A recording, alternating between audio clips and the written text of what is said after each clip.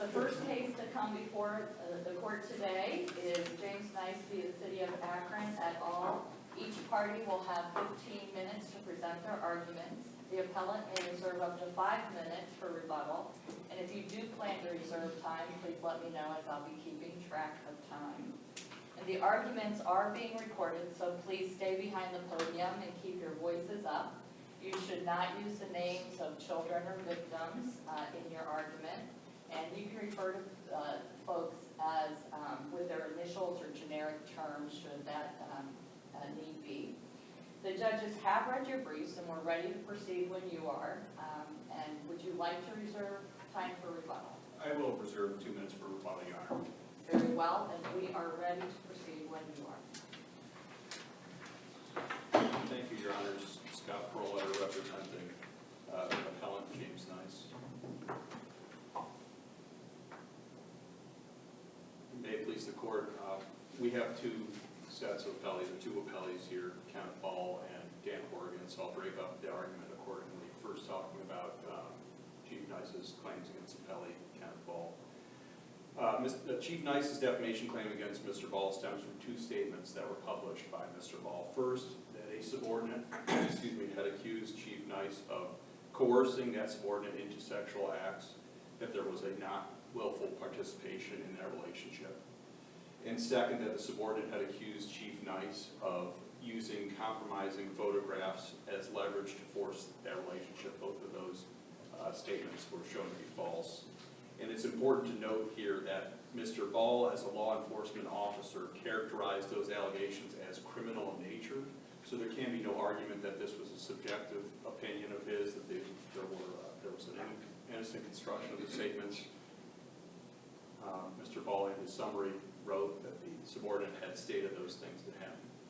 So first, Mr. Ball contends that the summary containing those allegations is entitled to absolute privilege, and clearly they are not. In order for a summary to a prosecutor to be clocked with absolute immunity, those statements have to bear a reasonable relationship to the activity reported.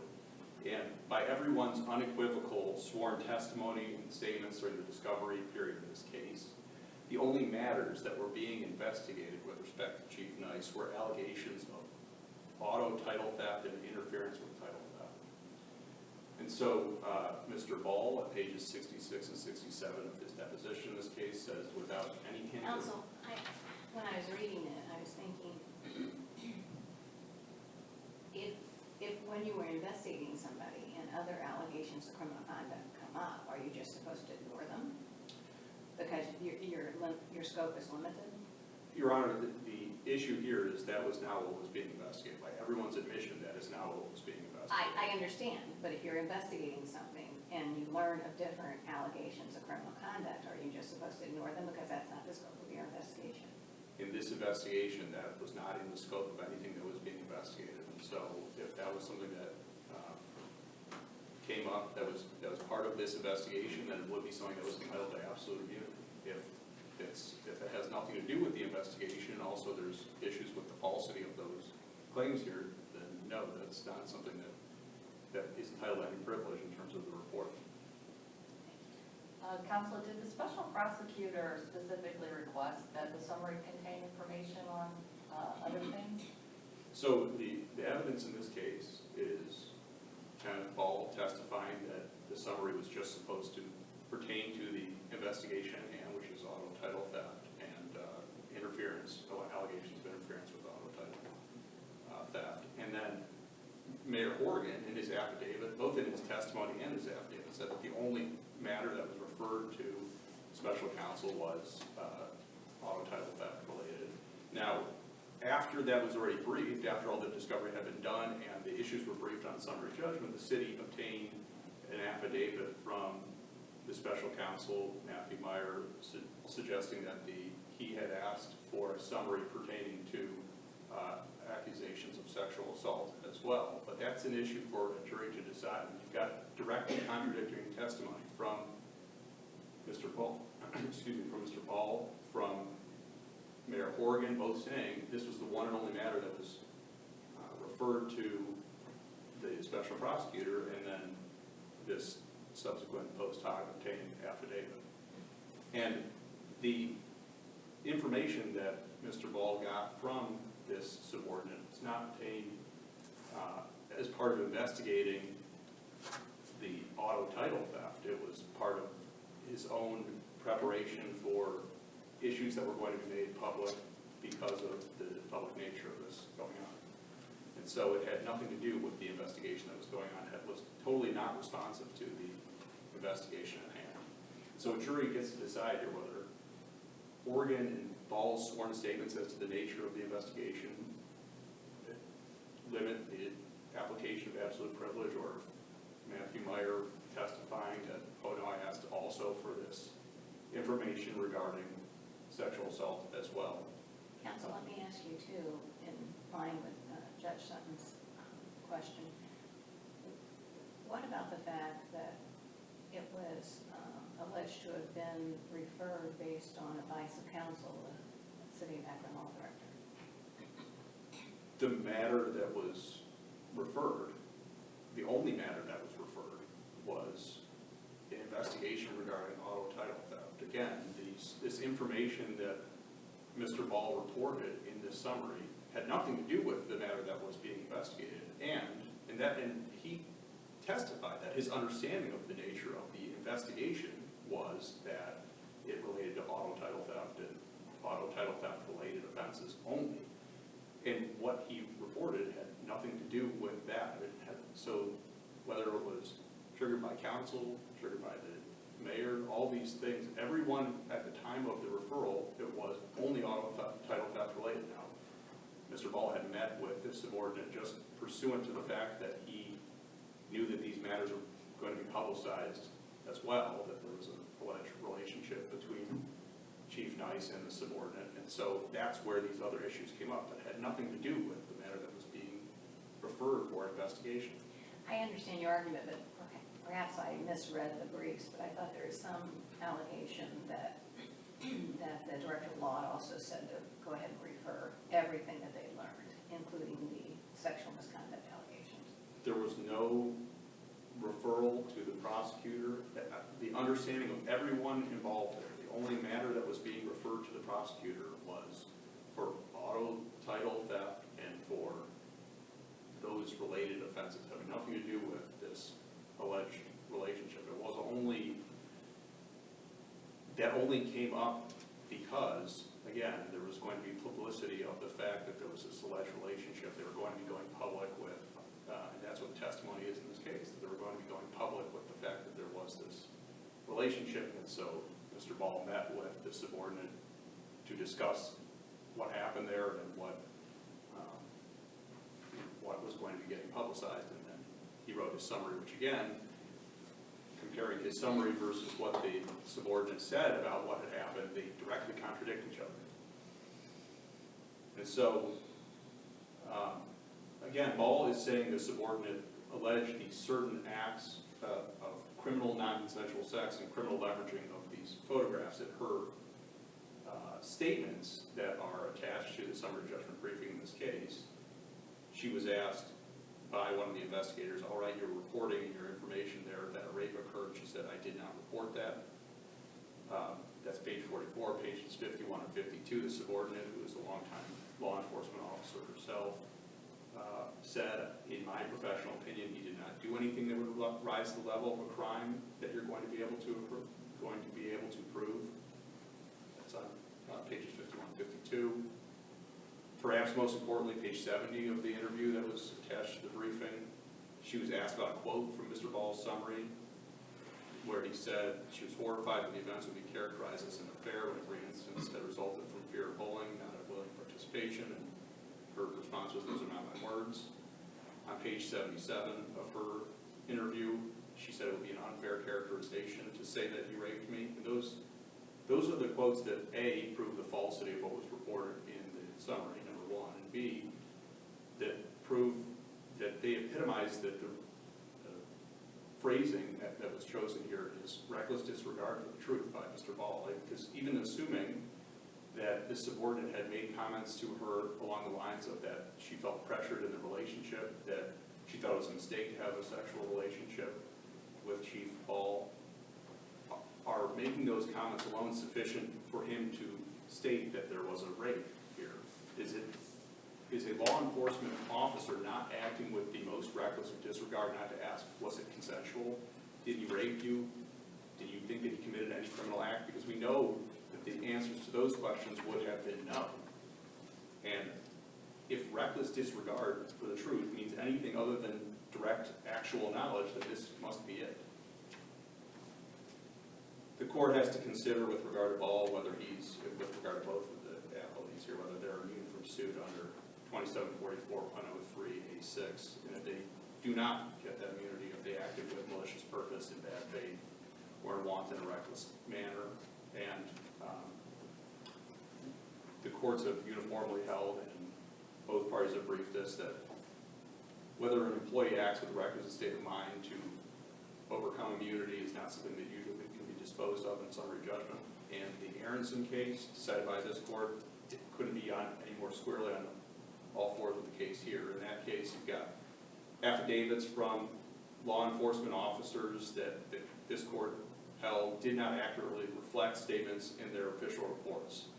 And the court held that the failure to accurately report witness statements was evidence from which a jury could determine that an employee is not entitled to sovereign immunity. And even in that case, they said the evidence may be minor compared with the overwhelming evidence of alleged wrongdoing uncovered during the criminal investigation.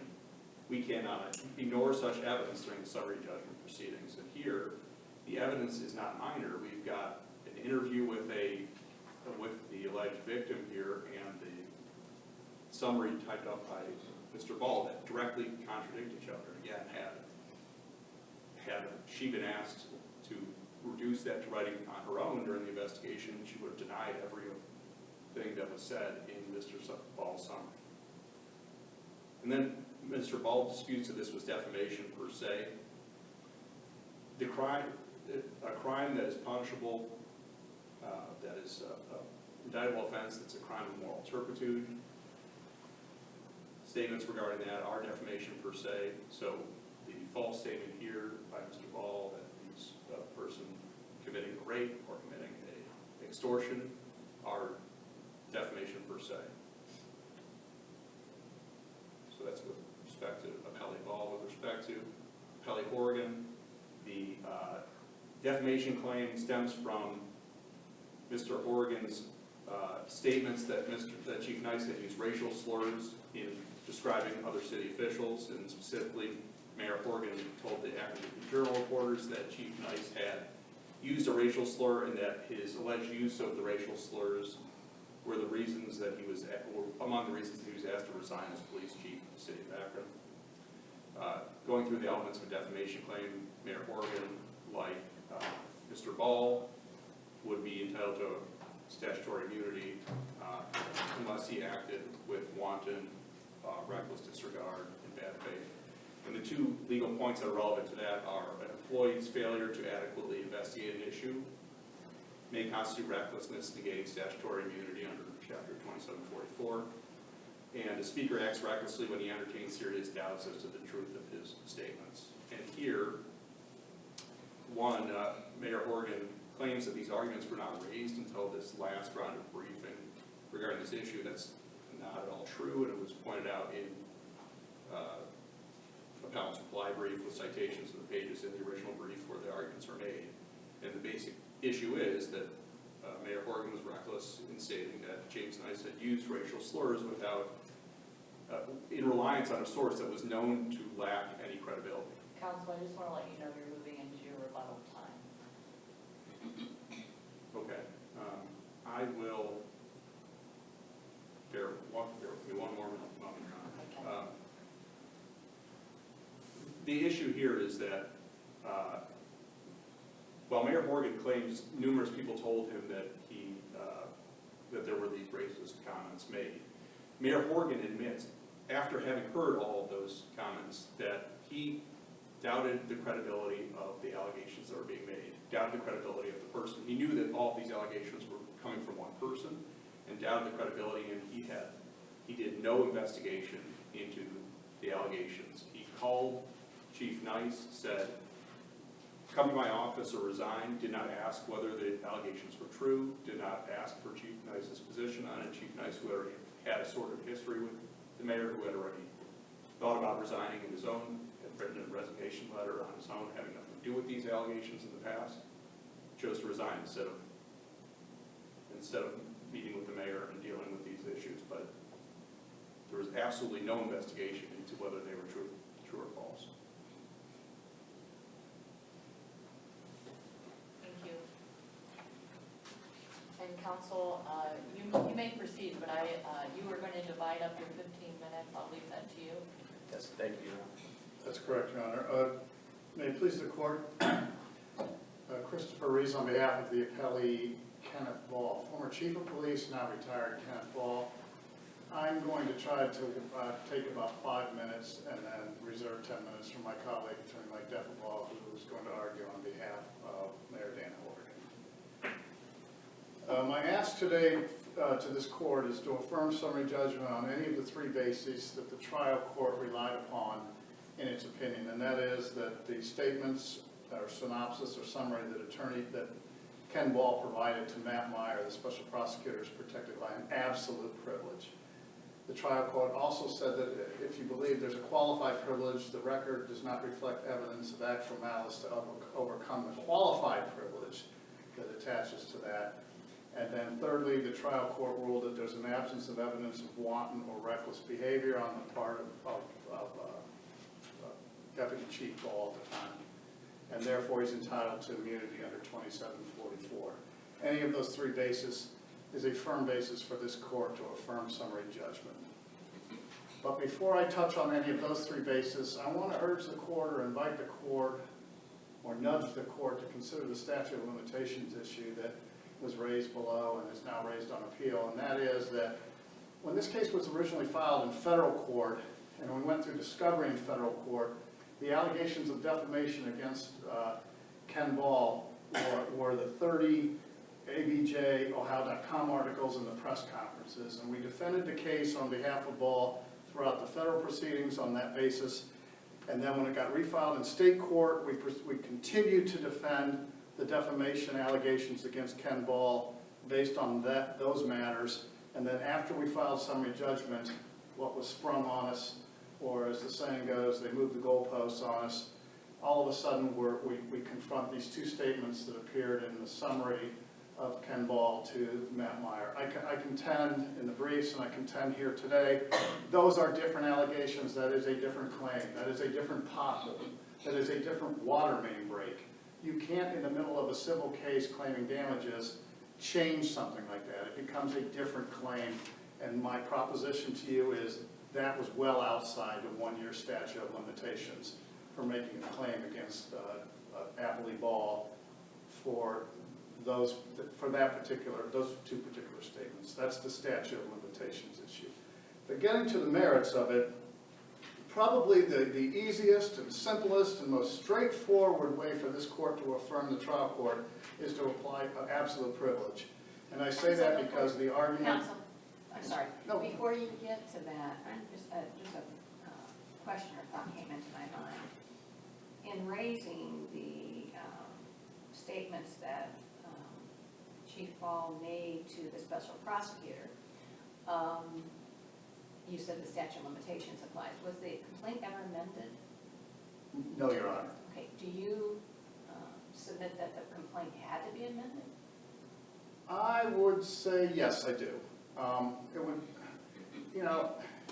if you said I was injured by this water main break at Market in Maine, and 3 years later you said, no, I meant Cedar in Maine, I think you need to amend the complaint to assert the claim. So I think there had to have been an amendment, and I think that didn't occur because then clearly, I'm not sure those would have related back under the amended complaint rules. So, but I believe, yes, the complaint would have had to have been amended. You just can't spring that on, not even in discovery, even in a deposition. It was sprung on Appley Ball in response to summary judgment. That's way, way, way too late in the game to do that. And that particular claim is barred. With regard to the absolute privilege, what the issue seems to be here is whether Ball's statements in his summary to Matt Meyer bear some reasonable relation to the activity that Matt Meyer was investigating.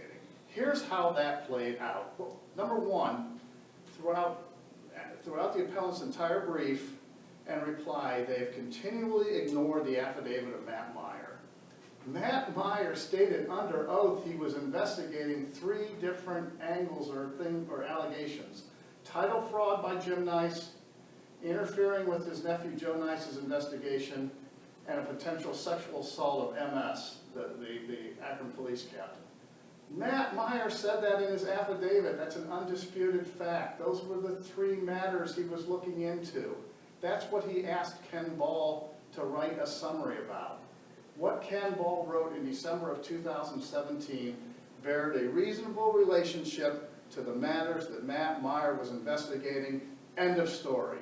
That should put to rest that issue, and that is the basis for the absolute privilege claim under the Fisher versus Ahmed case out of this court. That's why I said it was very easy and straightforward, because we were dealt the case, the controlling case from this court that speaks on that issue, that a police report or an incident report or communications to a county prosecutor, they are absolutely privileged.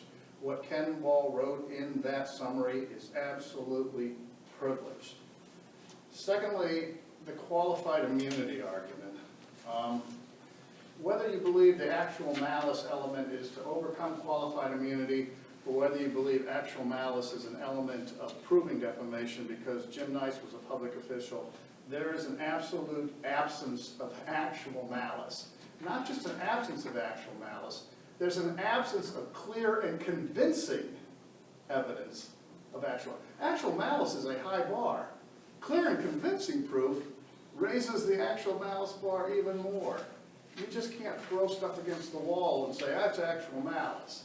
It's clear and convincing evidence of actual malice. And actual malice is defined as Ken Ball sat down that day and he fabricated those statements, or he imagined them. He had no basis to make them. Not that they were inaccurate, not that those were his words and not MS's words, not that they were his opinion or his summary or his take. You have to believe that he sat down and fabricated that Jim had photographs of MS and that Jim bullied her and that, let me touch on that real quick while I have a minute left. The rape and extortion words never came out of MS's mouth or Ken Ball's mouth. Those are creations of the appellant in this matter. What Jim did with those photographs is he leveraged them. He shamed MS. He wanted the affair to continue. He did not use those photographs to extort sex out of her. He shamed her. That's what he did. He wanted the affair to continue. And when you talk about bullying, where the word rape is all a creation of the appellant in this case. What MS was trying to convey was that this whole idea that he kept preying on her or wanting to continue the relationship was not an affair. It arose out of fear and bullying. You know, nobody in this case from our side of the table, including Ball or MS or anybody, has ever used the word rape. Melissa denied rape. Well, but when Chief Ball referred it, didn't he refer it as criminal conduct? You seem to be saying this is, you know, you only refer to it as misconduct between an employer and a subordinate that might have been civilly actionable. But wasn't it referred as criminal conduct? No, here's how that played out, Judge. On Sunday, the mayor referred interference with an investigation and title fraud to Sherry Bevan Walsh's office. On Monday morning, Ken Ball came in and said, hey, by the way, Ms. Walsh, Prosecutor Walsh, MS has made an allegation that she was forced into some sexual encounters with him. What was referred to Matt Meyer was to investigate and find out whether or not that was true or not. Ken Ball didn't refer that. Mayor Horgan didn't refer that. That was MS talking to Ken Ball, who conveyed the information to Sherry Bevan Walsh who conveyed the information to Matt Meyer and said, go where you want, find out, interview, and MS, and find out whether or not there's any traction to that. Nobody referred rape charges or rape allegations from the city of Akron to either Sherry Bevan Walsh or Matt Meyer in this case. They just said, here's the information, do with it what you want. And Matt Meyer did with it what he wanted. And I'll say this last thing about Matt Meyer before I turn it over to my colleague. There's some allegations in here that Jim was cleared of this, cleared of that. It's interesting that Matt Meyer's deposition was never taken in this case, and I know why, because I spoke to Matt. Because they didn't want to hear what he had to say. Matt Meyer did not clear Jim Nice of misconduct, whether it be criminal or not. Matt Meyer did not clear Jim Nice of title fraud. What he decided was he didn't have enough evidence to go forward. He was going to have to rely on people who commit title fraud to accuse Jim of title fraud. And is that in the record? That's in the record. That's his summary of his investigation? I just get a little concerned when you say, I talked to Matt, he wasn't deposed. Because we know we can't do that. Well, this great morass of information in my mind, now you have me one big mother. But anyway, I just wanted to rebut this contention, which is not really even relevant to the case, that 3 law enforcement agencies or 4 law enforcement agencies cleared Jim Nice of all of this. That's just simply not true, and it's not reflected in the record. With that said, I'll yield my remainder of my time to my colleague. Thank you. Thank you, Captain.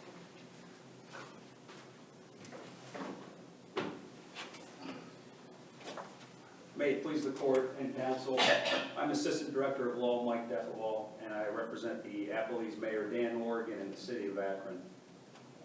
I think I should have went first in the argument. I will quickly try to address 3 overarching areas.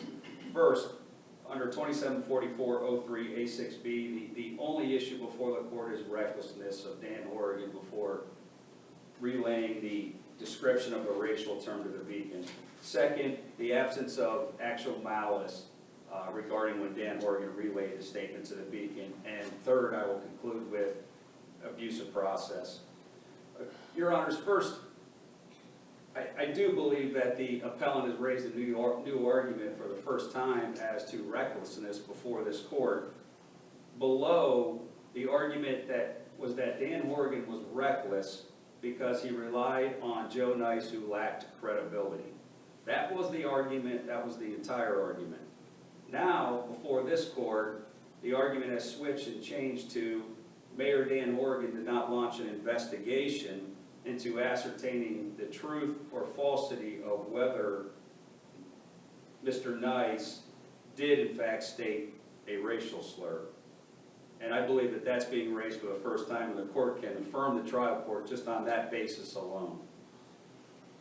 Second, the record evidence, this is clearly a Drescher case. The record evidence that has been demonstrated in this case is that on Saturday, August 26th of 2017, Mayor Charles Brown requested that the mayor have a meeting with high-level staff and Deputy Chiefs Ball and Capers. That meeting occurred at 4 o'clock at the mayor's house that day, and Ken Ball, a respected deputy chief, advised the mayor that he spoke with Jim Nice about the allegation of the racial slur on August 25th, and Jim Nice admitted to using the word. The confusion that occurs in the briefing down below and now before this court is whether a tape existed. But that's not the issue in recklessness. The issue in recklessness is whether Mayor Horgan possessed some sort of recklessness to go ahead and disclose a term to the Beacon Journal without any issue whatsoever. And the record is clear, and there's nothing countering Mayor Ball or Deputy Chief Ball was deposed. There's no evidence that Deputy Chief Ball made this statement up, or he has, a character of misleading folks. He's a high-ranking official who relayed, and Jim didn't know this, but at the time that Deputy Chief Ball was speaking to Jim, Jim was being investigated. That's the irony. Jim didn't understand that, but when a law enforcement officer is asking you questions about using a racial slur and other issues that were just by Mr. Reese, that was an investigation, and he did admit it. But that's not the end of the story. That's what's left out of the briefing on the appellant side. The mayor didn't go run to the Beacon Journal Saturday. He asked Jim Nice the next day on Sunday to report to his office, explain the allegations. Nice declined and stated, "I resign," through an attorney.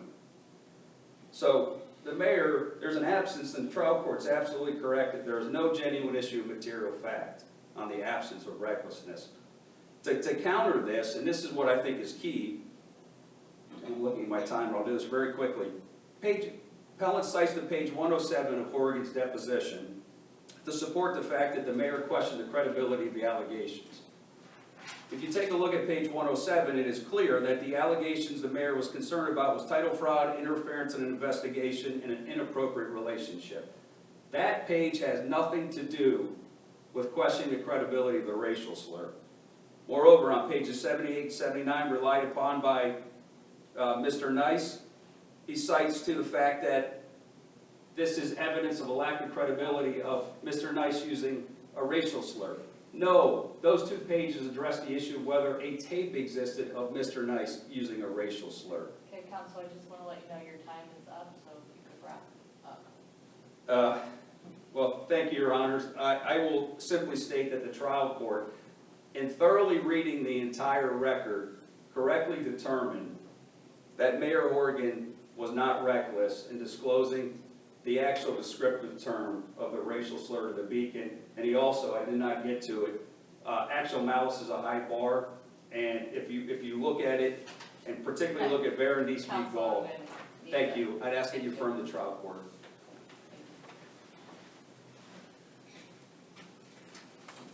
And counsel, I want to let you know that we will give you the same amount of time as the appellees had, so you'll be able to go an extra 43 seconds beyond that 41 That's seconds. going to be the critical time, Your Honor.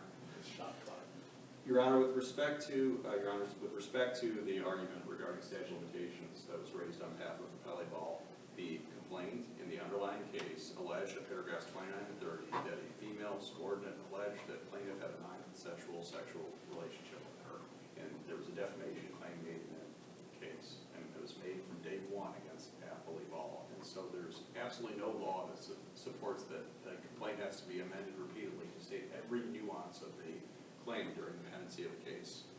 So that was a claim that was filed within the 1-year statute of limitations period.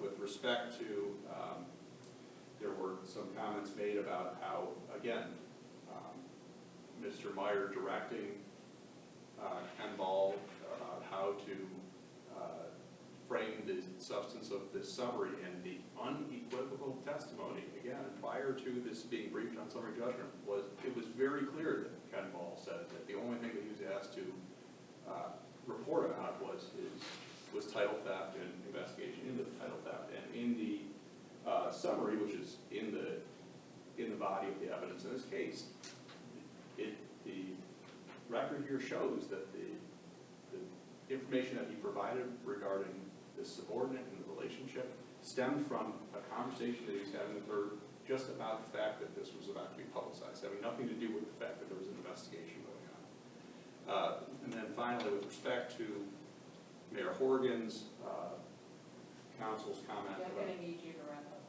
Okay, just one thing, Your Honor, about the comment about there being no evidence that, or that Mr. Ball had heard an admission about the mayor, about Chief Nice using a racist term. Well, there's the deposition of Officer Caprez cited in the briefing that he was in the vehicle as well, and that Chief Okay. Nice did not make that admission. Thank you very much, Your Honor. Thank you very much, counsel. Thank you all for your presentations.